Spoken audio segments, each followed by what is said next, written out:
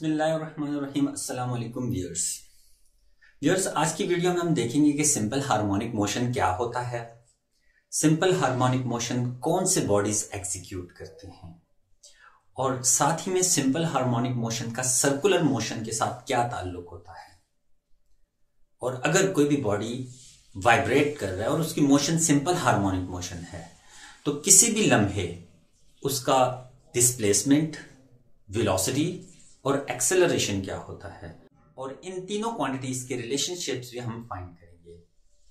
तो वीडियो के एंड तक मेरे साथ व्यूअर्स, सबसे पहले हम एक हार्मोनिक ऑसिलेटर की एग्जांपल लेंगे और फर्दर एक ऐसा सर्कल एज्यूम कर लेंगे जिसका radius amplitude of the vibrating body के इक्वल होगा।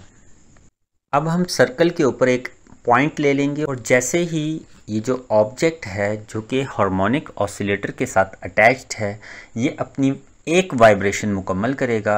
इसी दौरान ये जो पॉइंट है ये सर्कल के इर्द गिर्द अपना एक साइकिल कंप्लीट करेगा। और ये कितने टाइम में होगा, इसी चीज़ को हम टाइम पीरियड कहते हैं किसी भी वाइब्रेटिंग बॉडी की। और टाइम पीरियड के कैलकुलेशंस के लिए हम नेक्स्ट वीडियोस में बात करेंगे। व्यूअर्स, मास की ऑसिलेशन और पॉइंट की रोटेशन सर्कल में किसी भी लम्हे पर हम देख सकते हैं और इसकी पोजीशन को हम एंगुलर डिस्प्लेसमेंट कहेंगे, जबकि मास की पोजीशन को हम डिस्प्लेसमेंट ऑफ वाइब्रेटिंग बॉडी कहेंगे। और किसी भी लम्हे इसकी वैल्यू डिफरेंट हो सकती है, इसी वजह से इसकी वैल्यू को इंस्टेंटेनियस डिस्प्लेसमेंट का नाम देंगे। तो इंस्टेंटेनियस डिस्प्लेसमेंट की वैल्यू किसी भी ऑसिलेटिंग बॉडी में मीन पोजीशन से किसी भी इंस्टेंट पर मास की पोजीशन को कहा जाता है।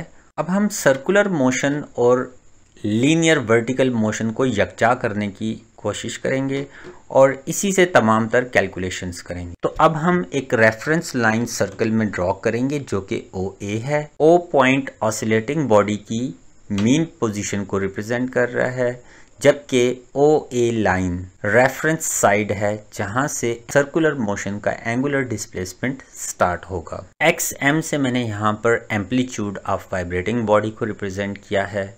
और किसी भी इंस्टेंट के ऊपर अगर पॉइंट A से वो पॉइंट B तक पहुंच चुका है सर्कल में, तो मास उस वक्त O से हम सपोज कर लेते हैं कि N पॉइंट पर ऊपर की तरफ जा रहा होगा।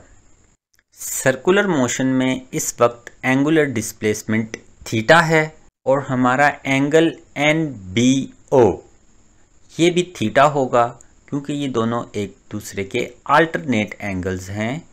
एक ट्रांसवर्सल बाइसेक्ट कर रहा है दो पैरेलल लाइंस को। ON साइड हमारी डिस्प्लेसमेंट होगी ऑसिलेटिंग बॉडी की, जो हमने फाइंड भी करनी है। तो ये डिराइव करने के लिए सबसे पहले हम एज्यूम कर लेते हैं कि हमारे पास जो ट्राइंगल OBN है इसमें sine theta perpendicular to hypotenuse है, ON बाय OB हो जाएगा। और फाइनली हमारे पास displacement x is equal to x maximum sine theta के इक्वल आ जाएगा।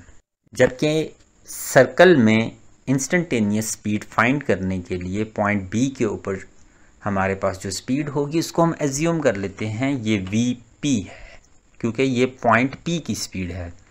तो इसके हमारे पास दो कंपोनेंट्स बनेंगे, एक वर्टिकल कंपोनेंट और दूसरा हॉरिजॉन्टल कंपोनेंट।